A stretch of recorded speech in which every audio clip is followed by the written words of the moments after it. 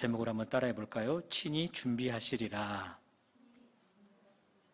오늘 이 설교 제목은 8절에서 비롯되었습니다. 8절을 제가 다시 한번 읽어드릴게요. 아브라함이 이르되 내 아들아 번제할 어린 양은 하나님이 자기를 위하여 친히 준비하시리라. 하나님이 사랑하는 아들 독자 이삭을 번제물로 드리라 아브라함에게 명령했죠. 그 명령에 순종하고자 아브라함이 손에 번제를 태울 나무와 또 불을 지피기 위한 불을 들고서 아들 이삭과 함께 가는 길에 아들 이삭이 묻습니다. 내 아버지여, 나무도 있고 또 불도 있는데 정작 번제할 어린 양은 어디 있습니까? 그 질문 가운데 아브라함이 8절을 이렇게 이야기한 겁니다. 번제할 어린 양은 하나님이 자기를 위하여 친히 준비하시리라.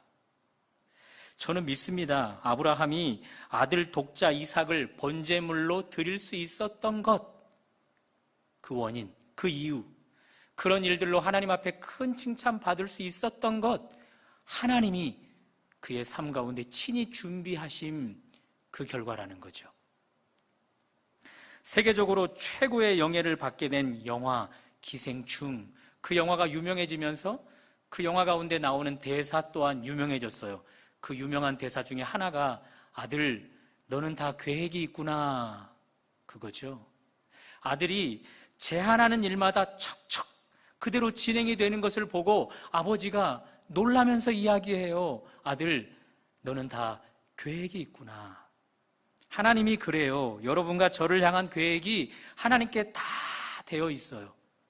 또 하나님은 이미 그 준비를 다 맞춰 놓으셨단 말이죠. 에베소서 1장으로 우리 잠시 한번 가볼까요? 우리를 향한 하나님의 계획, 준비가 이미 완성되어져 있음을. 에베소서 1장 4절, 5절.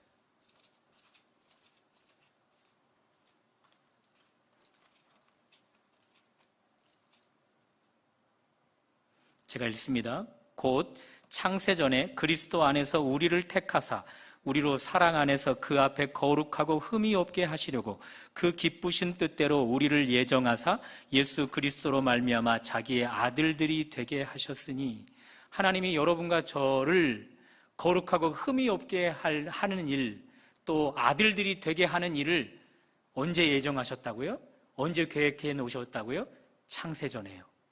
그러니 우리 하나님은 이미 여러분과 저를 향한 계획 다 맞춰 놓으셨어요. 이미 그 준비를 끝내 놓으셨단 말이죠. 그런 의미에서 여러분과 제가 과거 신앙생활 가운데서 하나님이 원하시는 어떤 일들을 이루었다면, 그리고 그 일들로 인해 하나님 앞에 칭찬을 받았다면, 그 이유는 하나님이 여러분과 저에게 그때 친히 준비해 놓으신 그 결과물 때문이라는 거죠. 뿐만 아니라 여러분과 저의 앞날, 앞으로의 신앙생활 가운데서도 여러분과 제가 하나님의 큰 일들을 이룰 수 있게 되는 비결이 있다면 하나님이 여러분과 저를 위해 준비해 놓은 것들 때문이라는 거죠. 그렇다면 하나님이 여러분과 저를 위해 준비해 놓은 것, 그것이 무엇일까요? 그것을 총 4가지로 오늘 본문에서 살펴볼 텐데요.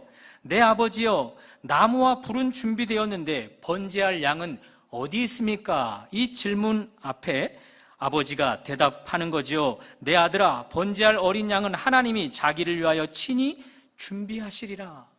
그 아들 이삭에게 아브라함이 이렇게 말했을 때 아브라함 어떤 기대가 있었을까요? 그 아들 말고 하나님이 다른 번제물을 친히 준비해 놓고 계실 것을 기대했을까요? 우리가 본문을 잘 알잖아요. 이후 본문에 보면 수풀에 순양 한 마리가 걸려 있어요. 아브라함이 아들 이삭에게 하나님이 친히 준비하실 거야, 이 말을 할 때 이 수풀에 걸려 있을 순양을 내다보면서 했던 말일까요? 아닌 것 같단 말이에요. 아들 이삭에게 하나님이 친히 준비하시리라 이 말을 했을 때 아브라함 안의 기대감은 이거예요. 이번에는 우리 히브리서 11장으로 한번 가보실까요?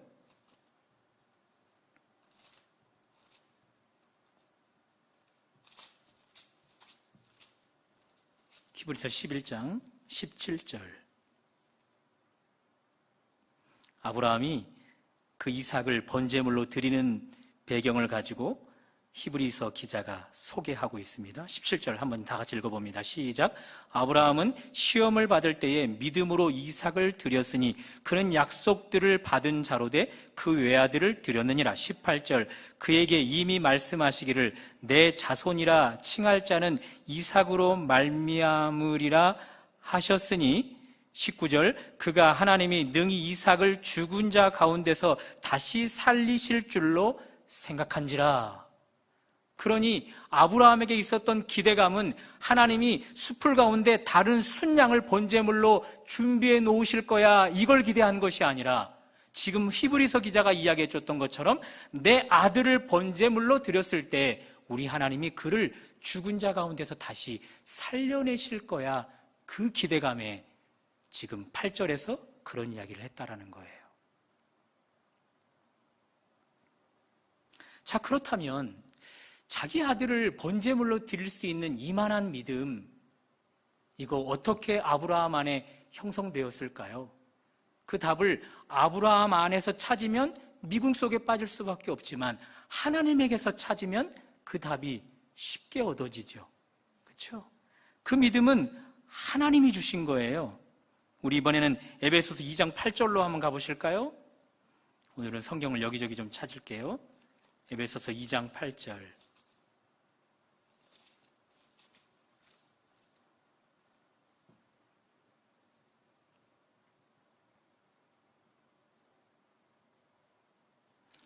이 장 8절, 9절까지 한번 읽어볼까요? 시작. 너희는 그 은혜에 의하여 믿음으로 말미암아 구원을 받았으니 이것은 너희에게서 난 것이 아니요 하나님의 선물이라. 행위에서 난 것이 아니니 이는 누구든지 자랑하지 못하게 함이라. 아브라함이 여러분과 제가 믿음으로 말미암아 구원을 얻는데 이 믿음이 어디서 났는가? 우리에게서 난 것 아니래요. 행위에게서 난 것도 아니래요. 오직 하나님의 선물이라 이야기해요. 아들을 산채로 번제물로 드릴 수 있을 만한 믿음, 그것 아브라함에게서 비롯된 것 아니라는 거죠. 하나님이 그에게 주신 선물이에요. 여기서 알 수 있어요. 하나님이 친히 준비하시는 것 첫 번째, 믿음이에요. 믿음. 아브라함이 그 아들 이삭을 하나님 앞에 번제물로 드려도 우리 하나님이 그를 죽은 자 가운데서 다시 살리실 거야, 그 믿음을 우리 하나님이 친히 아브라함에게 주셨다라는 거죠. 적용해 볼까요? 우리 주님은 종종 어떤 대상을 향해서 믿음이 크다 감탄도 하시지만 너희 믿음이 어디 있느냐 말씀하시면서 안타까워 하시기도 하셔요.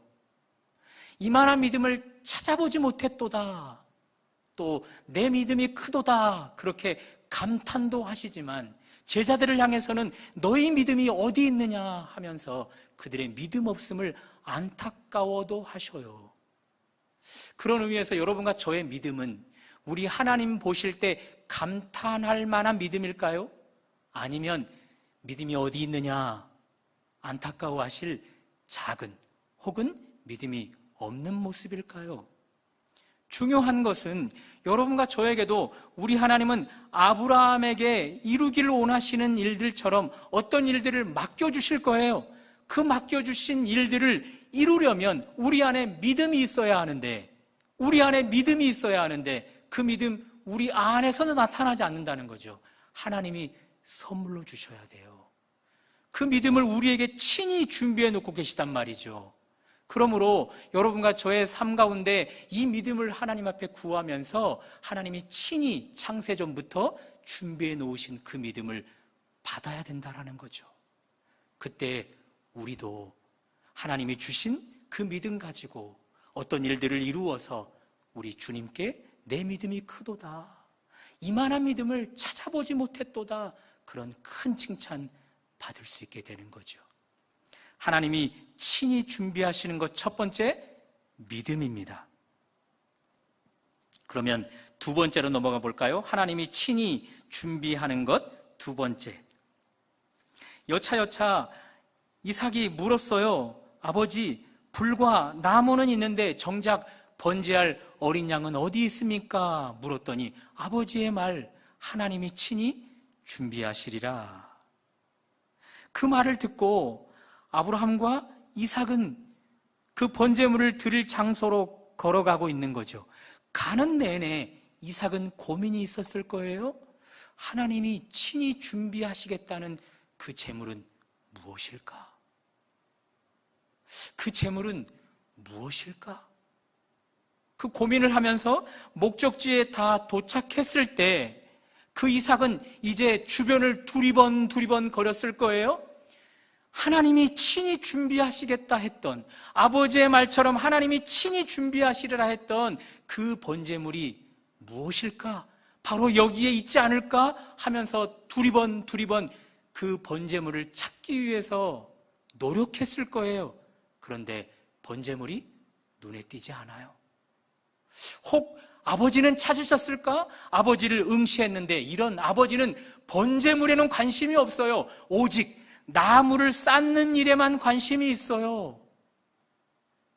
그때 이삭 안에 두려움이 엄습해 오기 시작합니다. 그렇다면 하나님이 친히 준비하시리라는 제물은 내가 아니겠는가?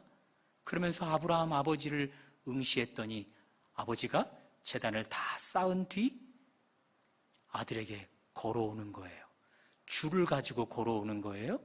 그리고 아무런 말 없이 이삭을 결박합니다. 그때 이삭도 아무런 말 없이 아버지가 자신을 결박할 수 있도록 손가발을 내워줘요. 그 아버지의 그 아들이라는 말이 여기서 성립되지 않을까요? 아버지의 믿음이 크다면 그 아들 이삭의 믿음은 더 큰 것 같아요. 여러분, 지금 이 본문에 나오는 아브라함은 최소 110세 이상의 나이예요. 이삭은 정확하게 나이는 모르겠지만 10대 청소년이에요. 몇 살인지는 모르겠지만 아버지가 자신을 결박하려 할 때 얼마든지 뿌리쳐낼 수 있는, 얼마든지 저항할 수 있는 나이란 말이죠.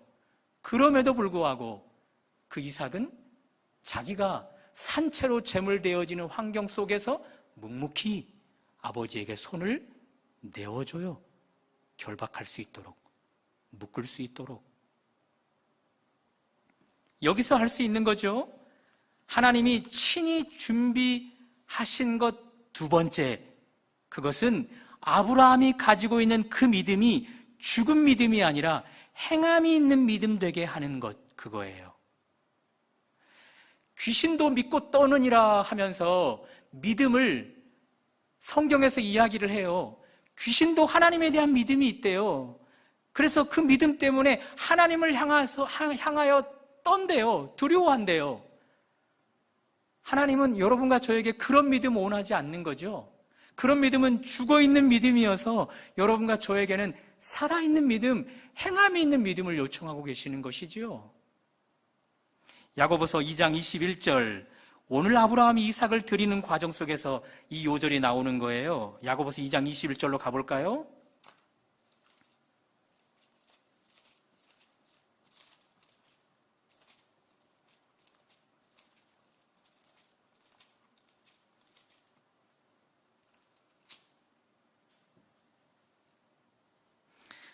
(21절) 함께 읽어볼까요?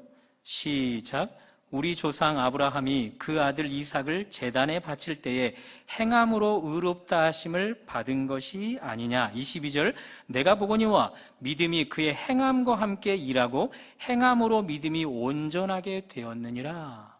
이삭을 드리겠다라는 생각만 가지고 있으면 그 믿음은 온전한 믿음 아니죠. 그렇죠? 그 믿음으로 행하였을 때 그 믿음이 온전한 믿음이 되는 거예요. 이 온전한 믿음과 반대되는 믿음이 있죠. 26절 한번 볼까요? 시작. 영혼 없는 몸이 죽은 것 같이 행함이 없는 믿음은 죽은 것이니라.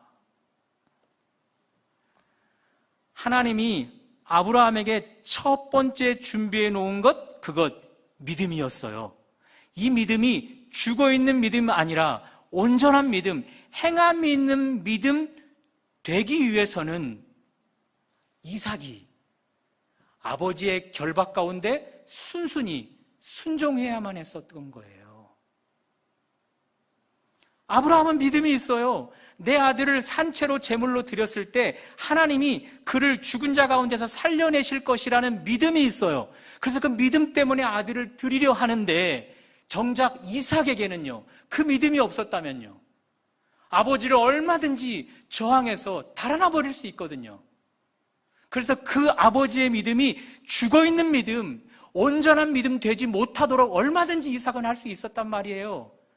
그런데 이삭이 묵묵히 순종함으로 그 아버지의 믿음이 죽은 믿음이 아닌 온전한 믿음, 행함 있는 믿음 되게 한 거죠.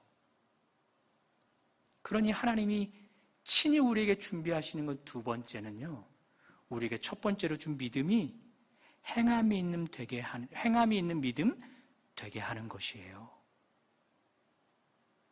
오늘 네 가지를 다 살펴볼 텐데 그것이 따로따로 떨어져 있지 않고요, 하나같이 다 유기적으로 연결되어 있는 거예요. 여러분과 저에게 이 이삭은 무엇일까요? 우리 하나님이 여러분과 저에게도 믿음을 친히 준비하여 주신단 말이죠. 그 믿음이 죽어있는 믿음 되지 않고 행함이 있는 믿음, 온전한 믿음 되게 하시기 위해 우리에게도 이삭을 허락해 주시는 거예요. 그것을 창세 전부터 이미 예정해 놓으시고 우리에게 허락해 주신단 말이죠. 그러므로 우리는 첫 번째로 주시는, 첫 번째 준비해 놓으신 믿음만 요청해야 될 것이 아니라 하나님 앞에 이 믿음이 온전한 믿음, 행함이 있는 믿음 될 수 있도록 그것까지도 구해야 한다는 거죠. 그 믿음 계속해서 구하여서 여러분과 저에게 주신 그 믿음 가지고 우리도 행함이 있는 믿음 소유자 되실 수 있기를 주님의 이름으로 축원합니다.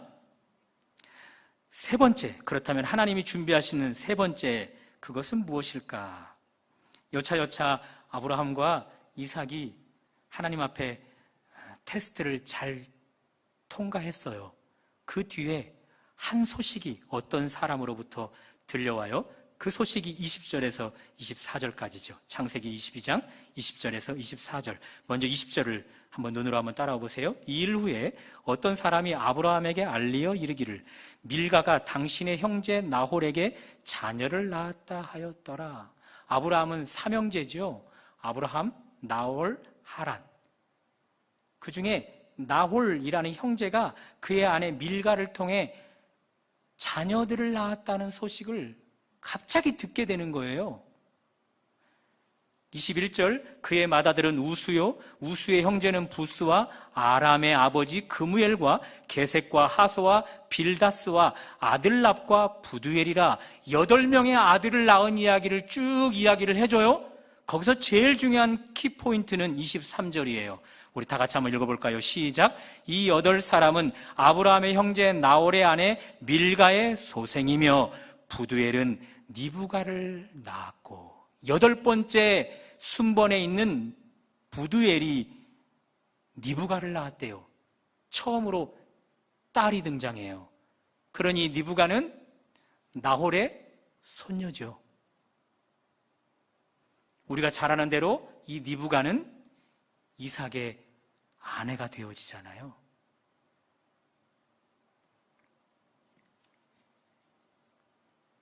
뭘 말씀드리는지 아시겠어요? 성경은 이걸 보여주는 거예요.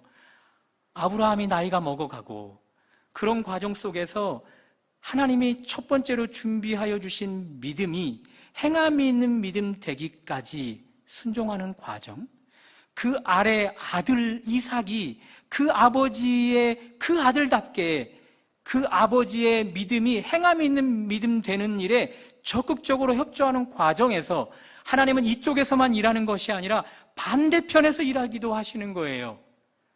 잘 자라고 성장해가는 이삭을 향해 준비해 놓은 대상이 있는데 그가 니부가예요.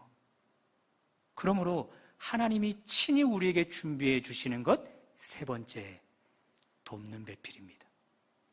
돕는 배필 하면 부부로 제한할 것 같은데 그 범위를 조금 더 확대해 보면 배우자뿐만 아니라 가족 구성원이잖아요. 그리고 예수 그리스도의 피로 한 형제 자매된 교인이잖아요. 하나님이 친히 준비해 놓으신 첫 번째 그 믿음이 행함 있는 믿음 되어서 이제는 어떤 일이든지 이룰 수 있을 것 같은데 혼자서는 안 된다는 거예요. 그래서 그 곁에 돕는 배필들을 허락해 주시는 거예요. 그래서 여러분과 저에게 배우자를 허락해 주신 거고, 그래서 여러분과 저에게 자녀들을 허락해 주시는 거고, 그래서 여러분과 저에게 교인들을 허락해 주고 계시는 것이죠.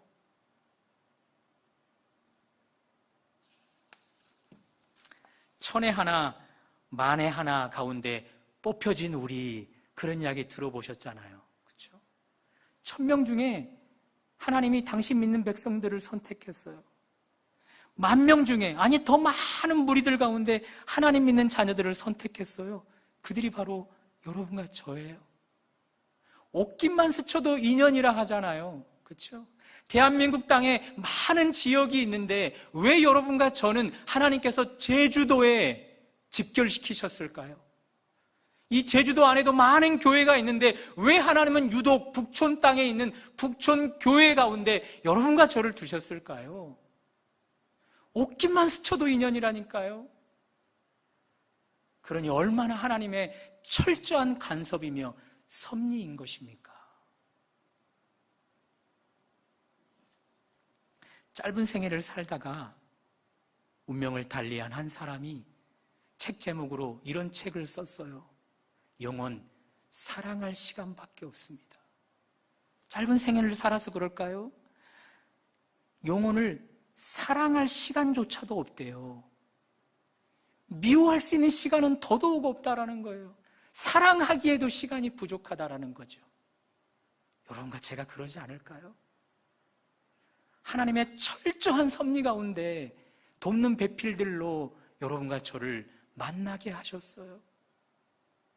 사랑할 시간도 없는데 그 시간 쪼개어서 미워하고 다투고 반목하고 뜻을 나누는 일들로 시간을 보낸다면 얼마나 안타깝겠어요.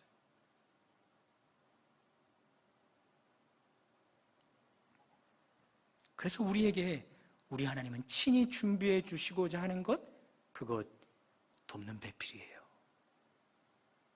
우리에게 주시는 그 믿음, 그 믿음이 행함이 있는 믿음 되어 혼자서는 이룰 수 없을 때 우리에게 붙여준 그 배우자, 그 돕는 배필들과 함께 우리 하나님이 기뻐하실 일들을 더 풍성하게 이루어가는 여러분과 제가 되시기를 주님의 이름으로 축원합니다. 마지막 네 번째, 하나님이 친히 준비하시는 것 네 번째, 그것은 순양이죠. 아브라함과 이삭이 드디어 번제물을 드릴 수 있는 현장에 도착했어요. 번제물은 다른 것이 아니라 그 아들 이삭이었어요. 그래서 이삭을 결박하고 아브라함이 칼을 들어 그를 찌르려 할 때 하나님이 막아서시죠. 그리고 13절의 은혜를 주십니다. 13절 우리 다 같이 한번 읽어볼까요? 시작. 아브라함이 눈을 들어 살펴본즉 한 순양이 뒤에 있는데 뿔이 수풀에 걸려 있는지라.